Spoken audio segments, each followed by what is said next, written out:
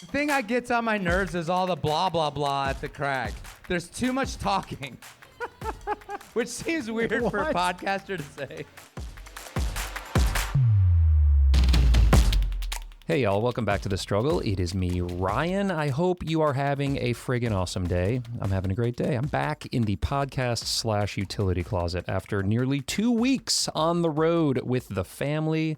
First, starting out in Lander, Wyoming for the International Climbers Festival, the 32nd ICF, of which this podcast, of course, is a product of. I did a live podcast with a great panel there, and I'll tell you more about that in a second. But then, after completing my duties as MC of ICF, me and the family hopped back into our trusty SUV and then drove north and east and west and, I don't know, all over the place.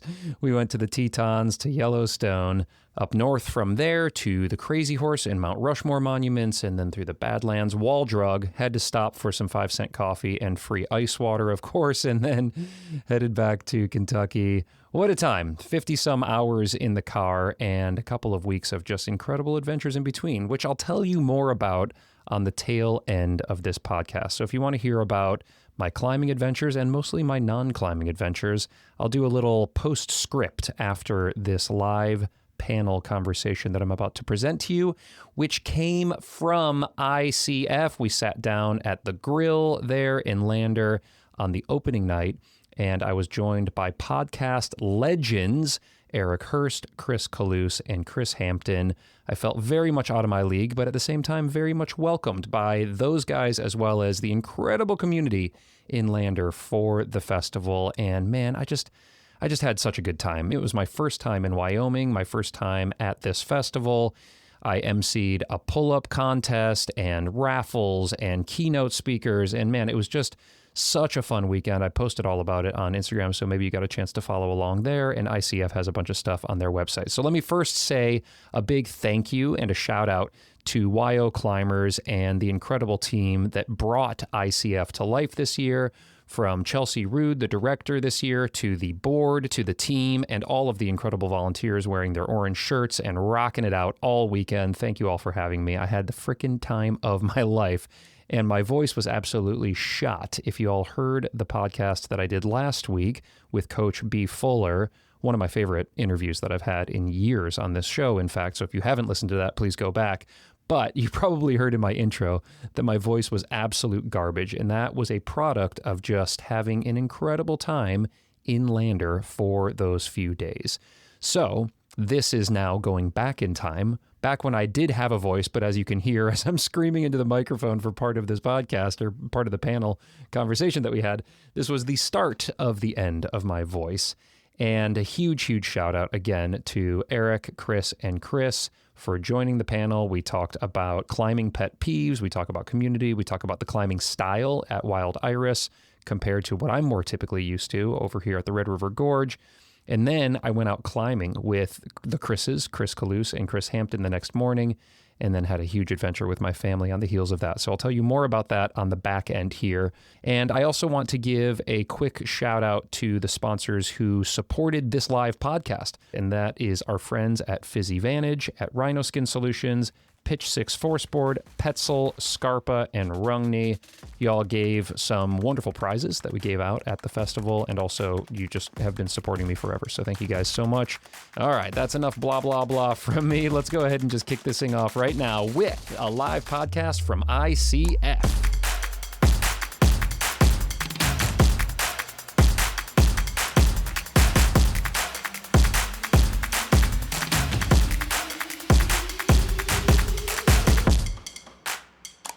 How many people here have been to the International Climbers Festival before? All right. That's what I like to hear. Okay. How many of you out there are like me and this Gotcha. is your first ICF? Yeah, my first ICF people. All right. Are we ready to go? For all of you who've been here before, my name is we are. Chris Hampton. I used to MC this festival.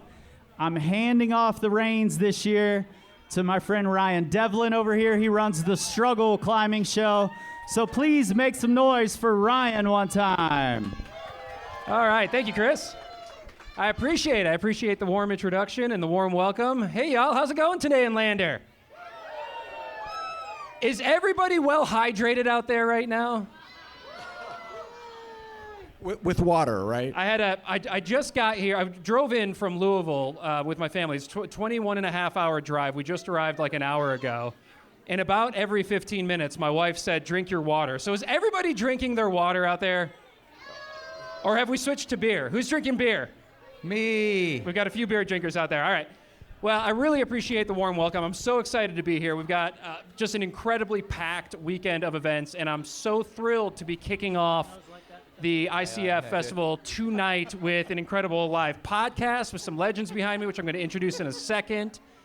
First, I want to shout out the sponsors of ICF here who are helping to make it all happen in Lander this weekend. We got our title sponsors, Fremont Toyota and Escape Climbing. Thank you so much for your support. And then our partner sponsors, La Sportiva, Edelrid, Central Bank and Trust, and Wild Iris. And thank you all for being here. I also want to give a special shout out to the entire team that's pulled together this festival, from the YO Climbers team, the board, Chelsea, and all the volunteers. Can we give a big round of applause to the volunteers who are out there making all this happen? It's Hug a Volunteer Day. If you see a volunteer walking around in an orange shirt, please first ask their consent and then give them a nice warm hug. And without further ado, we're going to get started on our live podcast with a panel of crushers over here. I can't believe these guys came in for this. I really am grateful for it. We've got legendary climbing coach, author, podcaster, route developer, and climber, Eric Hörst. Let's give it up for Eric over here. We've got legendary curmudgeon, podcaster, and climber from a normal cast, Kris Kalous. And legendary climber, coach, rapper, author, podcaster, and so much more, Kris Hampton over here, local Lander Kris Hampton. So we've got, by my understanding, we've got two legitimate coaches on the panel, and then me and Kris. So, right. Which makes you what? I don't know. I'm here for the vibes. And the vibes are good starting off right now. Let's kick into this conversation. Gentlemen, first of all, thank you guys for being here. I really appreciate it. You're saving my hide, so I don't have to fill 60 minutes right here. I've got you guys to help me fill 60 minutes. And I want to talk about climbing. I want to talk about community. But first, I want to talk about Lander and Wild Iris and ICF, as this is my first time here. This is my first time in Wyoming, so I'm a little bit of a fish out of water coming from the Red River Gorge of Kentucky and joining my first ICF, the oldest climbing festival in America, is my understanding. So a lot of history here, and obviously epic rock climbing. So I'd like to jump down the line here. Coach Eric, we'll start with you first. What do I need to know as a noob, as a Gumby here at ICF and the climbing around here? Yeah, well, first of all, the climbing is world class, but the community is even more than world class, whatever that would be, like universal. We love Lander. My wife and I have been coming here since the early 90s. Back before Wild Iris was known, I got a phone call from Todd Skinner. He's like, Eric, we got a new Crag. We need some people to bolt it. And so he was kind enough to invite me out. And I bolted just a few routes up there in the early 90s, but we've been coming back here most summers ever since for the climbing, for the community, the wonderful people here. And, you know, we've made great friends over the years, and it's kind of like a second home. Kris asked me, do I have a second home here? I said, no, but I probably should. It feels like a second home. You've been coming so long. And have bolted routes out there, which is exciting. So I want to talk about the climbing in just a bit as I'm going to get out there for my first pitches tomorrow. Kalous, let's go over to you, man. What do I need to know as a first-timer here in Lander? I think that when you're at a climbing festival, first of all, you don't really come to climbing festivals for the climbing, because you're going to go to the cliff. There's going to be a lot of folks there. You may not get as many pitches in as you thought. You come for hanging out with everybody and talking about climbing. But when you're at the climbing fest, and I haven't been coming as long as Eric has, but I've been to a lot of them. Like, I've lost count. Watch what's going on around on the fringes of the climbing festival. What's going on around in the fringes? You got to just keep an eye out there, because, like, I have fun stories about the climbing I've done at the climbing festival and about the things that go on at the park with the stacking of the things. But all my great stories, they happened out on the fringes, the edges of the climbing festival. More at like 2:30 a.m., not 2:30 p.m. That's like a really fun thing to watch out for at the climbing festival. The fringes, baby. All right, I'm going to keep my eye on the fringes. We'll see if the family lets me stay out until 2:30 a.m. You just sneak out after they go to sleep. That's right. Tuck everybody into bed and then go find those fringes. Hampton, what about you, man? What do I need to know beyond the fringes? I think I'll speak to this as a local. Something you should know about Lander is that the contingent of ridiculously strong women here is wild. You are going to get out-climbed at the Crag by most of the women at the Crag every single day. That's all you need to know. Look, I feel like I'm going to get out-climbed by the juniors that are coming up here, the youth that are going to be coming up and doing the pull-up contest. That's also true. And then everybody else as well. But I'm so psyched to get out and climb. And we talked a little bit about the climbing. Eric, you said you bolted some routes here earlier. You mentioned Todd, of course. And Chris Hampton's here. We were just over at Wild Iris like an hour ago, and you were picking up a sack full of bolts. So obviously there's still development happening here. But in terms of the climbing at Wild Iris, how does it climb, Eric? And how can I, as a Red River Gorge, steep jug hauler, adapt very quickly so I can have some fun tomorrow on this rock? Yeah, that's a great question, Ryan, because, the Red River Gorge is more of an endurance area. The holds tend to be friendly. The routes are steep. You get pumped, but you don't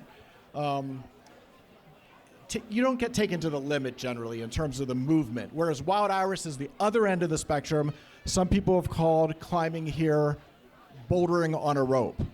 So you get the idea. You're up there doing hard moves, sometimes from bottom to top. And it might only be a 30 or 40 foot route, but you might grab a mono on a 510. So I guess rule number one is warm up carefully, because you're going to be grabbing some small holds and some 1 and 2 finger pockets. So tread carefully. We don't want to send you home injured. I appreciate that. Okay, a mono on a 510 is already terrifying me. But I've asked, the Chris's are going to take me out climbing tomorrow, and I've told you guys to keep it into the 510 range. We might have to bump that down to the 5.9 range. But Kalous, what about the climbing here? You were out today. How was it? It was really, really nice, and I had warned that, back to the sort of festival thing, I had told my friend that there was going to be a bunch of people there, and, we could just get on what we wanted, but there was nobody up there.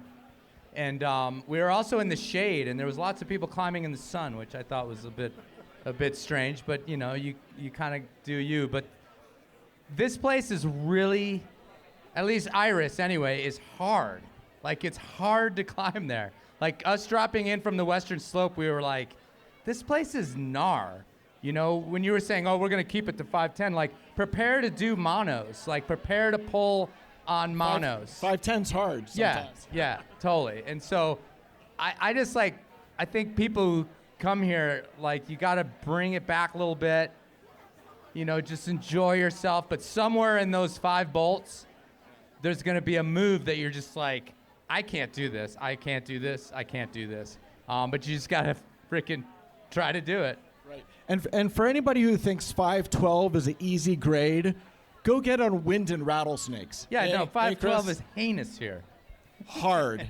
Well, let's kick it over to a guy who's done 100 513s, many of them here, some of which you've bolted, and I can't even imagine now that I'm terrified of 510 what it means as you get up into that level. But of course, the strongest climbers in the world come here and perform really high and climb incredible stuff. I've seen posts from a handful already who have been out here just for the past week. So, Chris Hampton, what do I need to know? I'm not going to be getting up into those grades here, but what do I need to know as I'm getting out? I think other than the pockets, which we've already talked about, and the fact that it's really bouldery here, the feet, first off, the rock at Wild Iris is very white. So the feet are not going to stand out like they do in a lot of areas, and they're going to be really small and really slippery. So besides the fact that you're going to be on monos on 510, you're also going to be standing on slippery little feet that you don't want to trust. So you're going to be scared out of your mind, which is exactly what I'm shooting for when we take you climbing tomorrow. But like bad feet in monos definitely spells finger injury for this guy, I feel like. All right, I'll just trust you guys. It's just going to be a matter of learning how to get over your feet, keeping your balance, keeping your cool. As soon as you start to panic, it's all going to get worse. It's going to be good for me.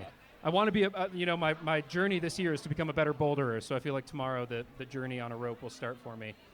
This is going to be the first time that I'll be climbing with you guys, and we've been friends for a long time now, but this is the first time tying in.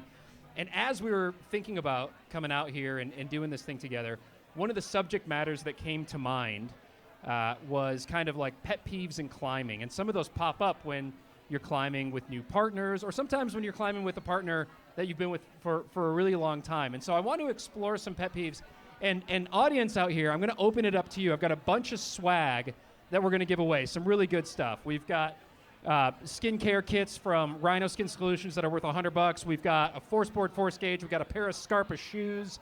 So think about some questions and think about some pet peeves that you all might want to toss up here to the panel. But first, let me open it up to the panel. We're going to jump around a little bit here. But Kalous, you already came up to me and you mentioned that you've got some pet peeves that you'd be willing to talk about. Some climbing pet peeves that have been on your mind. So hit me with what's on your mind here. Well, yeah, when Ryan brought this up, I was thinking about a thing we do on my podcast, on the Enormocast, the TAPS episodes, the Last yearly. rites. FKA Oh, TAPS. yeah, last rites. But yeah, this yearly kind of breakdown of things that we want to have killed in climbing. And I was like, well, what's the difference between that and a pet peeve? And a pet peeve is sort of your own personal thing that's highly irrational.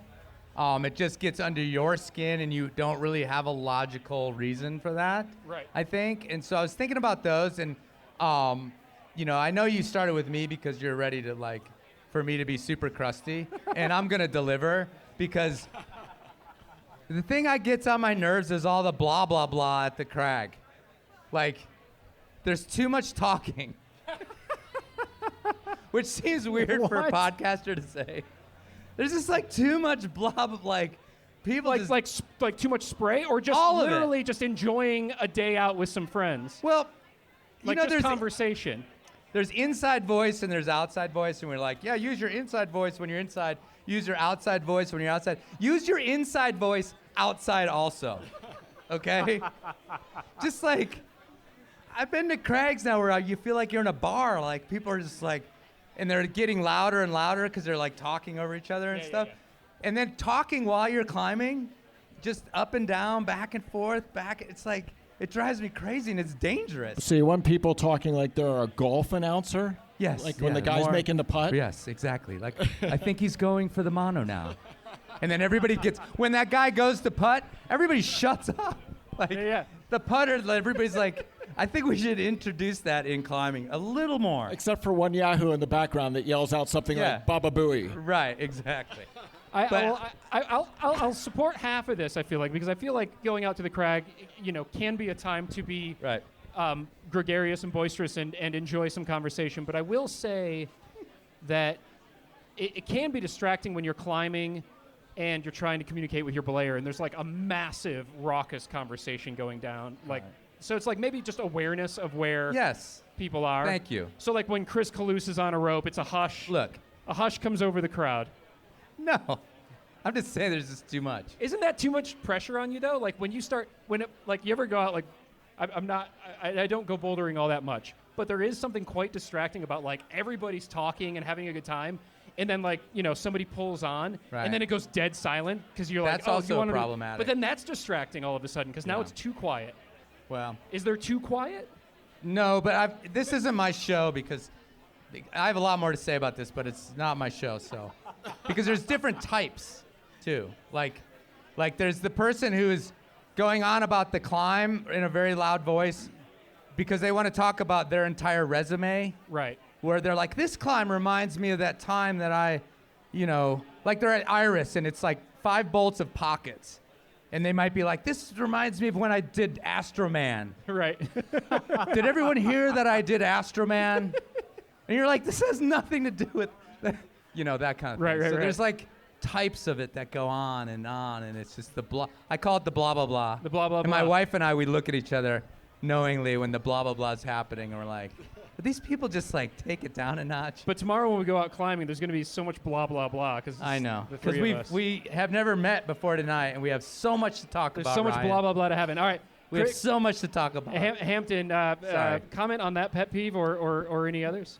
I actually am just going to play off of his because my biggest pet peeve are the partners who, as soon as you're done off the route, they just start the blah, blah, blah with somebody else, and they aren't facilitating keeping it going at the crag. Like, I want you to be pulling the rope, and then we're moving to the next route. You're Thank moving you. to your go. Stop the blah, blah, blah when you're the partner. Be a facilitator. Eric, how about for you, Hard man? rule. Any comment on the blah, blah, blah, or are there other crag pet peeves that have been on your mind? I don't know. I guess maybe from, more ground level observation is when I see dangerous practices at the cliff. Just like a belayer not paying attention, or God forbid taking their belay hand off the rope, or not double checking knots. Shots and fired. just basic stuff we take for granted, but we get to the crag, it can be a kind of a jovial scene with your friends, and sometimes the protocol falls to the wayside. And so my message as a veteran climber, I've been doing this for 5 decades, and I'm still here to talk about it with these guys, and it's because although you can't make climbing totally safe, the safest thing to do is to stay at home, but there's no adventure in that, obviously. And so when you go adventuring, you just try to stay level-headed and keep it safe. And, a day at a crag shouldn't be something that could lead to tragedy, I would hope. So. Eric, wait. We're on the same page. No. Eric We are. wants to keep people safe, and Kalous wants everybody to No, shut up. but the thing So is, let's is move that on to the next question. Oh, no, you the have more to thing say. is that the blah blah blah gets in the way of you finishing your freaking knot. Like, that's the deal. Like Right. everybody's like, it's like we're at the bar, and there's times at which it's like, no, we're not. But do you think the modern safety systems, We're like on if the we were same all page. still climbing in You just said swami it belts differently. and like hemp ropes, there probably wouldn't be any blah blah blah because we would be so focused Yeah. on like literally not dying. But now we've got so much You're onto redundancy. something. There's so much safety in You're the onto gear. something, Ryan. Maybe we need to make the gear less safe so that the blah blah So blah everybody shuts up. shit. Yeah, are you guys honestly. not still climbing with swami belts? Is that what we're doing tomorrow? Yes. Going out in swami belts? Of course. Oh, this is exciting. All right, I want to open it up to the audience. Does anybody have a pet peeve, a climber pet peeve that you want to air out here, or a question for someone on our illustrious panel here? And for the question that comes up, you're going to get a Rhino skincare skin abuse kit here. So who's got a question Jeez. or a pet peeve for our Jeez. panel? Oh, we got somebody over here who raised That their hand. kid's Yes. just gonna make up a question to get that kit. Yeah, totally. Are they run out? Oh, the runouts? Yeah. Are they run out? Oh, the podcast hosted by Kris, Kalous, and Andrew Bisharat, or the actual runouts on the routes? Oh, here you go. Here, you get a skincare kit. Take it and run. Thanks for the question. Wait a minute. Is it run out here? Yeah. Do the routes run out? If there's 5 bolts, it can't be that run out. Somebody comment on the runouts. They're in not Wild tall Iris. enough to be run out. But If you it can was still run hit the out, you ground. would just bring a crash pad. Okay, yeah. So how is the bolting here, Eric? I mean, a lot of the routes here are 30 years old, so they're not bolted like a climbing gym, that's for sure. But that being said, they're not that run out because some of the routes are only 30, 40, 50 feet long. And so 5 bolts over 30 or 40 feet is a fairly well bolted route. That being said, clipping bolt number 2, you could hit the ground, like Kris said. So be aware and bring a stick clip. When in doubt.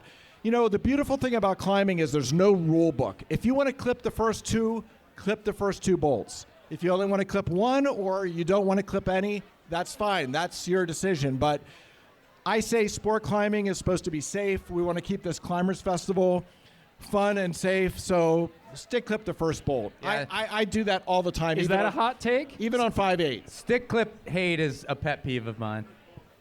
Yeah. If you don't want to use stick clip, great. But don't bust on anybody else using it. Yeah, I appreciate Absolutely. that. I'll also add to the bolting here that because it's really bouldery, then sometimes clipping the bolts can feel really hard, and you just have to be patient, find your stance, and make the clip. It's usually safe, but as a developer here, I know that it's hard to find a place to clip sometimes when the routes are really bouldery like they are here. Okay, now that I'm sufficiently terrified from what's to come tomorrow, but also sufficiently psyched to climb with you guys, run out hard routes with bad feet and monos. Does anybody else have a pet peeve, a climber pet peeve over here? Yeah, you with that? So when the belayer is so far away from the wall that anybody who's walking along the cliff line needs to go like between the belayer and the wall. Yeah, the angle, and that also like, I mean, you could really get yanked in as a belayer if your climber takes a fall and you're standing that far away. I wonder why that is. Why do people stand so far away? Is it just to protect the neck muscles? I think they want to watch. Yeah, they want to watch. Yeah. They don't have the belay specs. Yeah. They're tired of your butt. I'm with you. They want to see more of you. 100%. Yeah, oh yeah. What do we got? How about a bag of chalk from our friends over at Rungnick? Keep those fingers dry out there this weekend. You're welcome. We've got a question or a comment over here from Bandana, and you're going to get a hat. You get a Struggle Climbing Show Scarpa hat. What's the comment? All right. So to recap, That's a good one. so we want an expanded vocabulary when it comes to supporting your climber beyond let's go Well, and F yeah. That's what foreign languages are for. Foreign languages. So Like- Ale, Alay, Yeah. Alfgets, but Alex Megos. isn't that still let's go? It's in a different language. What do we think It's about that? always Didn't- let's go. Now You've got I'm this. guilty of Come saying on. let's go a lot. Come on. If we retire let's go, I feel like I'm in trouble. But was it always let's go? No, like what Eric was saying about the foreign languages, they come into popularity. There was the French, was popular, and then there was the Allez. and those sorts of things, and then it was Spanish, venga, muerte. Venga, yeah. And it gets tired after a while. What's so the now- German, Eric? What's the Alfgets. Aufgets? Japanese is gamba. Yeah, let's bring the German back. Should we bring back German? Just a guttural that sounds Aufge- good to me, I think. Hampton, what's your go-to? The language of When you're command. supporting your climber, you want to That give route them some was love. Perfektenschlag. I just prefer when someone compliments the way my hips move while I'm climbing. Okay. That's what I like. More sexy talk. is Talk what you about my want. hip. Okay, we're going to open it up to one or two more comments or questions here to give away a little bit more swag. We've got a, this is a cool one. This is a Connect Adjust from Petzl. So an anchor, speaking of cleaning anchors in a safe way and just being safe out here at the Crag, this is a great new product from Petzl. I saw a hand come up over here, yeah. Ooh. Oh, that's the worst. I got shots bit fired. at a Crag last year, so I'm with you 1,000% on this. He's not normally like that, though. So this is a misbehaved crack He's not. dog. I don't know he's something about you. It He's one not of the- normally like that. It was one of those guys you bring with you that travels. That's who bit me. But what constitutes a misbehaved crag dog versus a well-behaved crag dog? It's the eating of the snacks, I feel like. True. I think it's more the misbehaved Crag dog owner. That's It's the the problem. owner's fault, not the dog's fault. Yeah, if you have a misbehaved Crag dog, just don't bring your Crag dog to the Crag. Yeah.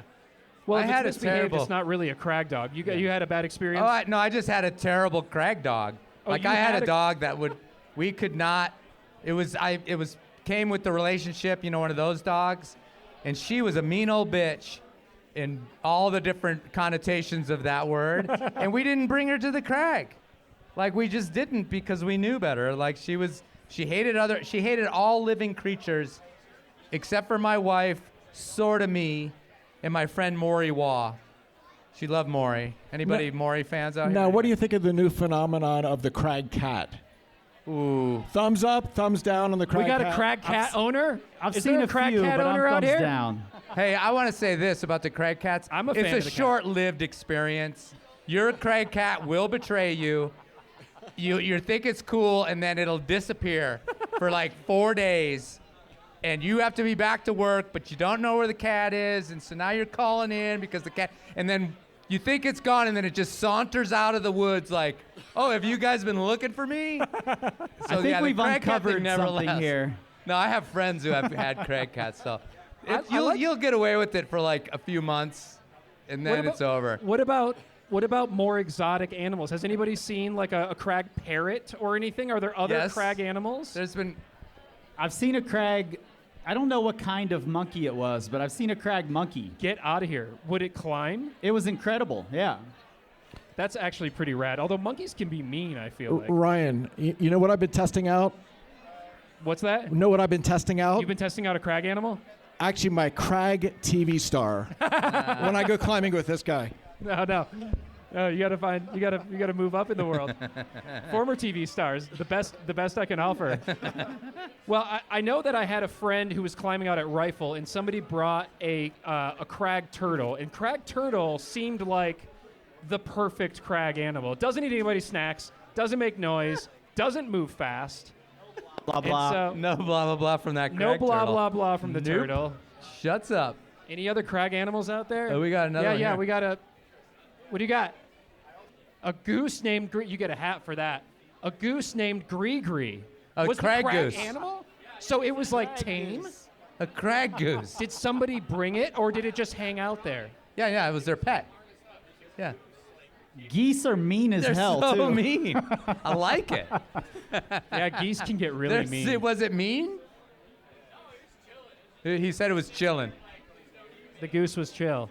I've got a duck tattoo, and my right. dream in life is to have a pet duck. It's a mallard. It is a mallard. It's a female mallard. The male mallards are called drakes. Anyway, I want a pet duck, and I'm gonna bring it to the crag. All right, enough on the crag pets. I think we put that one to bed. Do we have another pet peeve or question? Purple shirt back here. Climbers who shit on other climbers. Yeah, I agree and with don't that. bring a wag bag. So we're talking about emotionally tearing down other climbers to ostensibly build themselves up. I think we can all agree that that's pretty bad practice. Terrible. That falls under the blah, blah, blah that I think Kalous brought up. But what would be a more subtle way of that? What have you guys seen?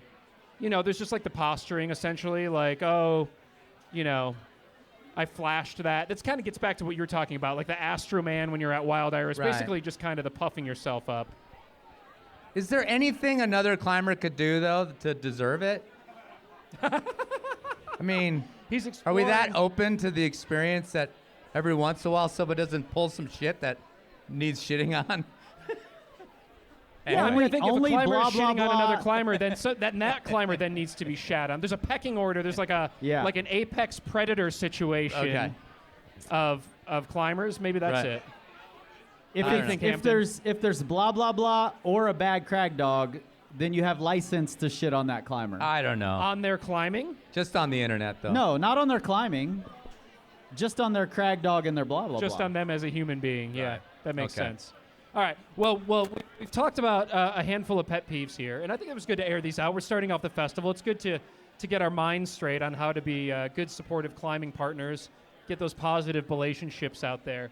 And I want to then now shift and talk about community and what makes it so special and our positive experiences out there, building each other up, not standing too far away, bringing a great crag animal, or just the community in general that we're going to experience here at Wild Iris. Eric, you touched on it a little bit right when we first sat down here. You said, you know, the festival, more than anything, is about the community and the community that's come together. You've been coming here for years and years, and you also attend a lot of festivals with Fizzy Vantage. You've got your van life now, and you've been doing it with your sons since they were, you know, younger than my kids now that I road tripped here with. So what is it about the climbing community that is that special sauce that makes these events so special year after year?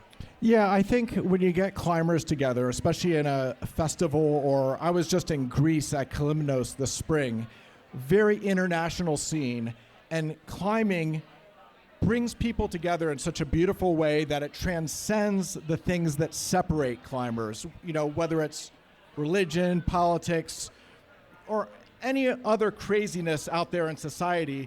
It's you bring climbers together, and there's this unity and the language of climbing. Even if you can't speak the language of the person at the International Crag, we're together. We understand what the goal is and what the spirit of the sport is, and I think it's a beautiful thing how climbing brings people together.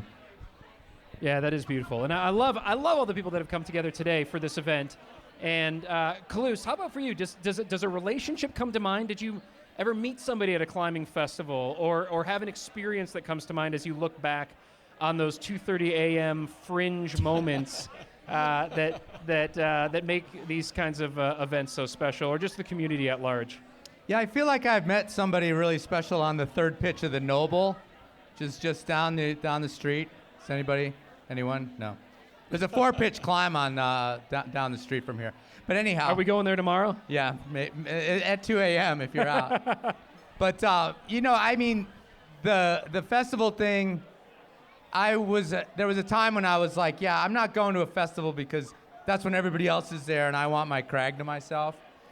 And years ago, that mantra of like, don't go for the climbing is fitting still. I mean, I'm going to go climbing, but you're here to meet everybody. I've made so many connections at this festival that now, like Eric, I kind of just come up here to see all these people that I've met and made friends with over the year in Lander. And it's this annual thing that I just do. It's like a pilgrimage to see the people who live here, but then also meet all these people that have been coming to this festival for so long and relive these memories, laugh about those fringe moments that we had late at night or whatever. And it's just a special thing. But I want to say something else about that pet peeve where, like, should we shit on other climbers? I made another joke about that. But the truth is that we're a very authentic community, and I don't think we need to be on eggshells around each other because we can call out bad behavior. We can meet in the middle on things. And if it was just us all at some, prim country club, like trying not to upset each other, it wouldn't feel right. And I think that like climbing is more authentic than that, and we can kind of meet each other where bad behavior does deserve to be called out occasionally, and I've been called out for it. And Can you give us examples? Of my bad behavior? No, thank you. Anyway, but I'm just saying, it's like, there's more to it than this kind of like, oh, we're all just at the golf club, we're all just like trying to make sure we don't offend each other. I think discussion's got to go deeper than that with climbing, and it's always the case, even with the blah, blah, blah at the crag. We can go deeper. Well, I think you'd agree that like this kind of event is the anti-internet comment section, where things get bad, where things look terrible, where it looks like this community can be really, really negative. You come to an event like this, and it proves that this is really a great community that's really accepting, inviting, and anybody can fit in. Totally. Yeah, and I think some of the people that go to war on the internet that hide behind that anonymity don't come to events like this anyways. Exactly. This is more a core community, people that love climbing and love climbers. I agree. But there is a funny thing that every time someone comes up to me at something like this and says, hey, are you Kris from the Normacast? There's a part of me that wants to be like, why? Or maybe. And then they'll be like, I sent you an email once. And I'm like, oh, did I return it? But anyhow, so yeah, I know the feeling of being called out for stupid things that I've said. It's real. Well, if anybody sees us out climbing tomorrow and we're doing too much blah, blah, blah, make sure you call us out for it. But I'm going to do a little bit more blah, blah, blah tonight as we're about to roll into the pull-up contest. I'm so psyched. But before we do, can we give it up for our panelists here, Eric Hörst, Kris Kalous, and Chris Hampton.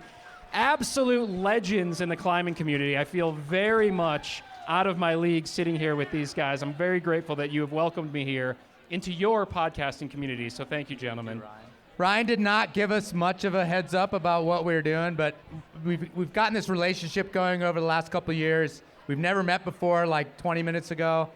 I respect the hell out of what Ryan's brought to climbing and with his podcast and with his attitude, and appreciate letting us Shouldn't join. we haze him like a bucket of cold water over his head? That's tomorrow. Yeah. We're doing that tomorrow at the we- Crag. Yeah, you're already, you're going to throw me on like a 512 to start. Like, oh, here's your warm-up. No, thank you for saying that, Kris. I really Thanks, appreciate that. I have felt very, very welcomed in this climbing community, being a very new member to kind of the podcast landscape and the YouTube stuff I've been doing. You as the audience and fellow podcasters here have been incredibly supportive and welcoming and not seen me as, some new competition, but rather just like a new person to be able to have fun with and hang out with and commiserate with and celebrate with. So I've just gained so much from being a part of this community, and I'm so grateful for it. So thank you all so much. One more round of applause for our podcast panelists here. And now I'm going to take a little break. We're going to kick it over to DJ Sammy to spin some tunes while we set up for the pull-up contest. So stick around. We're going to have a good time. Grab a cold one. Say hi to these guys. Come up here. Grab some free stuff. We got some stickers and other things to give away. You can talk to Kris Kalous and ask him why he didn't return your email. And we'll see y'all in a little bit. Thank you, guys.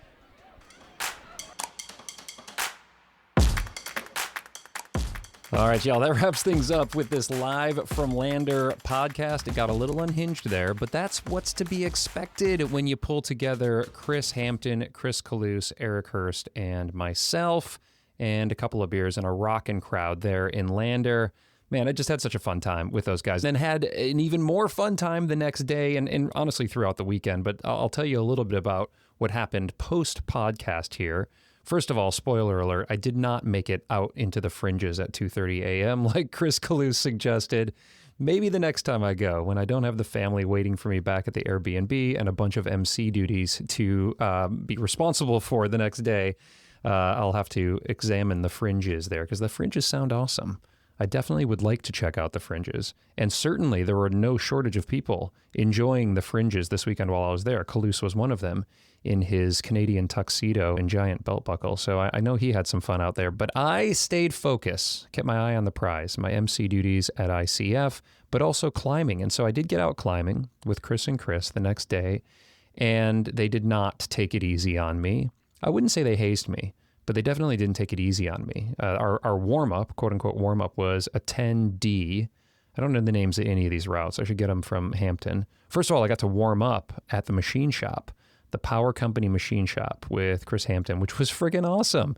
I mean, that place is legendary, just having seen so many videos about it, and he and Nate talking about it, and the holds, and all the holds have names and all that. There's a great video there's a lot of videos that Kris has up on the machine shop, but also there was a spray wall series that Tension did over at the machine shop if you want to check out that spot. But anyway, got to warm up there. That was rad with Kris and his daughter. And then we headed out to Wild Iris. And man, it was beautiful. It was chilly and a gorgeous hike in. And our quote unquote warm up was on this 10D, which I managed to flash. And I am very proud of that because it was a hard route. And I think my experience at the dark side here at the Red on my Mega Proj, the Force, where there were a lot of pockets, like 2 and 3 finger pockets, I think my experience on that, my comfort level pulling pockets from spending so much time on that route really served me in Lander. So I did well on that first route, but then that was the extent of my good climbing, because after that we moved over to an 11B, which I think I probably should have flashed, to be perfectly honest, but I ended up popping off on the crux and then just one-hanging it. And then we went over to a 12A that totally ate my lunch. But man, I cannot wait to get back there. If you've climbed there, you know what I'm saying. If you haven't climbed there, I couldn't recommend it more. It is gorgeous. The rock is so cool. That limestone is very challenging for me.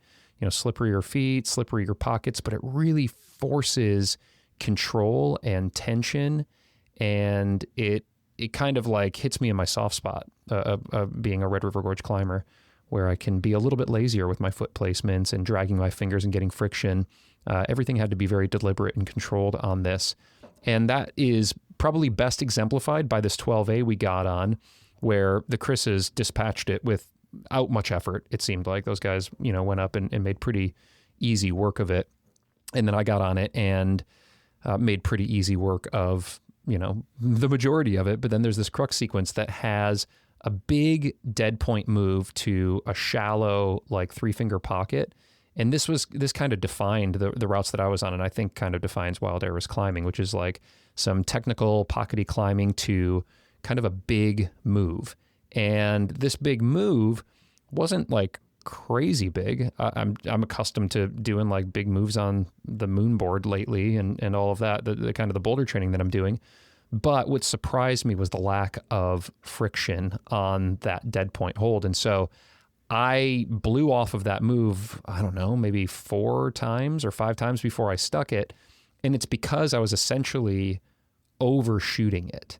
And Kalous called up to me. He was giving me the belay, and he called up to me after I, kind of blew the move a few times. And he said, "Hey, try to dead point it just barely, like where your reach is fully extended rather than, make it like a moonboard move.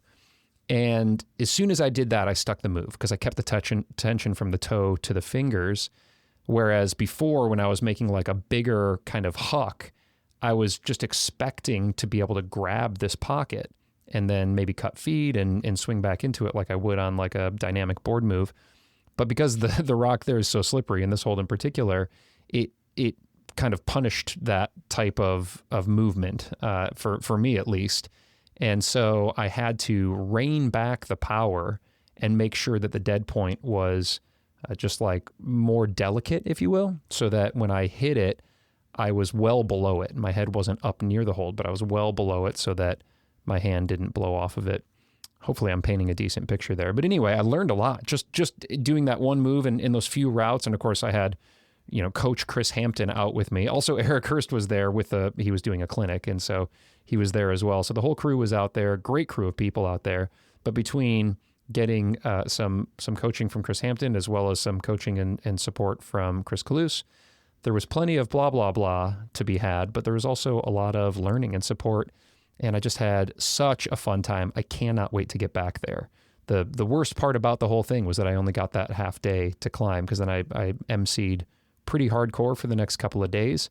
The days usually went from like 3 in the afternoon to 11 p.m.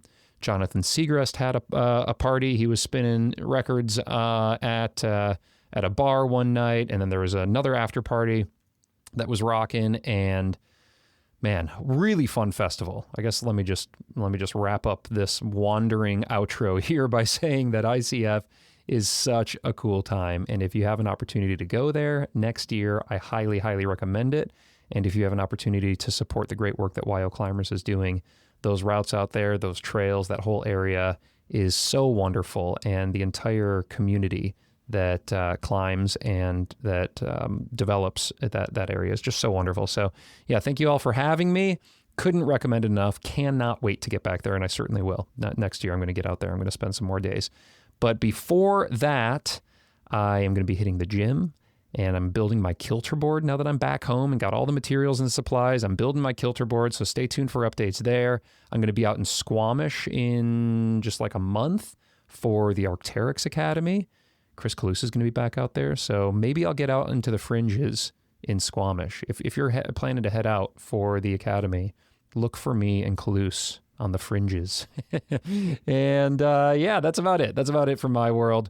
From there, I had an amazing family vacation to the Tetons, which I absolutely fell in love with. We stayed in a cabin in the village there, like a rustic cabin. I loved it. Didn't have cell signal, didn't have Wi-Fi, no TV, nothing. We just like pretty rad to be like right there on Coulter Bay. And we went horseback riding and whitewater rafting and hiking and swam in a glacial lake. And I really fell in love with the Tetons. Just cannot wait to get back there. And then we went to Yellowstone, which was such an oddity. I personally didn't love Yellowstone as much as the Tetons. I respected it, and I really valued the incredible like natural wonders that were there, and the kids' minds were blown. I mean, my mind was blown, but in terms of just like a place to be, I think I personally preferred the Tetons. But anyway, Yellowstone was freaking rad and weird, and then the Badlands, and I just had such a great time. So anyway, I filled my cup. My heart is full. I didn't do any training out there. I climbed that one day, and then I brought stuff to be able to like keep up on my training, and basically did nothing. I'll talk more about that in my training plug at the end of the month here. But I'm happy. Like usually if I take a vacation and I don't do much, to keep up my climbing training, I feel like a twinge of guilt or I don't know, like this thought like, oh, I'm losing my progress or whatever. And I felt none of that on this trip. I was just in full adventure mode with the family and had the time of my life. And now that I'm back home, I'm like crazy psyched to get back into it. So conditioning, building the kilter board, hopping on climbs with my friends. And then it's, hotter than Hades out there right now and muggy too here in Kentucky, but still going to find those days to get outside and have fun and have some fun blah, blah, blahs with my crew at the Crag. So yeah, I hope you're having a really fun summer season, whether you're taking vacations or training hard or all of the above, which is what I'm trying to juggle here as a fellow weekend warrior. I really hope you're enjoying your time and that you enjoyed this conversation. And if you've got any pet peeves or anything else that you would like to add to this conversation, hit me up over on Instagram.